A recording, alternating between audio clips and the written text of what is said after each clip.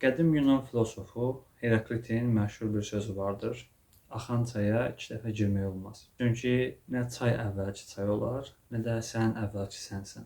Fəlsəfədə bəhs olunan anlayışlardan biri də hərəkət anlayışıdır. Hərəkətin mahiyyəti, yəni necəliyi, hərəkətin varlığı və yoxluğu barəsində tarixən filosoflar çoxlu bəhslər etmişlər. Onlardan biri də elə Heraklit olub ki, hansı ki, hər şeyin bir hərəkətdə olduğunu, hər şeyin bir axın içərisində olduğunu demişdi. Bunun əksinə dayanan filosoflar da vardır təbii ki. Amma bu söhbətimizdə biz Heraklitin hərəkət nəzəriyyəsindən danışacağıq. Hər şey bir axış içərisindədir. Zaman dəyişir, məkan dəyişir, insan dəyişir. Bu tibbdə də isbat olunub ki, insanın bütün hüceyrələri ilbəil tamamilə dəyişir. Yəni mənim 5 il bundan öncəki hüceyrələrim ilə hal-hazırki hüceyrələrim bir deyil. Düşüncələr zamanla dəyişir. Cəmiyyət iki istiqamətdə, ya tənəzzülə doğru, ya inkişafa doğru daim dəyişməkdədir. Gəlin bu fəlsəfə nəzəriyyəni biz praktik həyatımız ilə uyğunlaşdırmağa çalışaq. Biz müəyyən bir zaman içərisində yaşayırıq.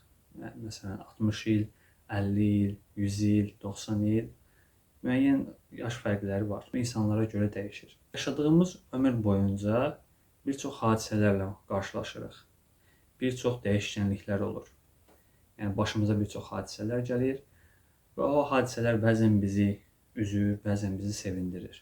Bəzi hadisələr olur ki, biz onların olmasına görə çox peşman oluruq və deyirik ki, kaş onun baş verməsinə icazə verməzdim. Kaş həmin dövrə qayıdardım və həmin dövrdə həmin hərəkəti, həmin hadisəni baş verməyə qoymazdım. Yəni bir növ eyni çaya, yəni eyni axına ikinci dəfə ayağını qoymaq istəyir insan. Amma bu qanundan da bəlli olduğu kimi eyni çaya 2 dəfə girə bilməz insan. Bəs nə etməlidir insan? Əvvəlki hadisələri dəyişmək olmur. Çünki əlimizdən keçib gedibdir. Amma bizdən sonra da yəni axın vardır axı. Və biz indidən sonra baş verəcək axına təsir edə bilərik.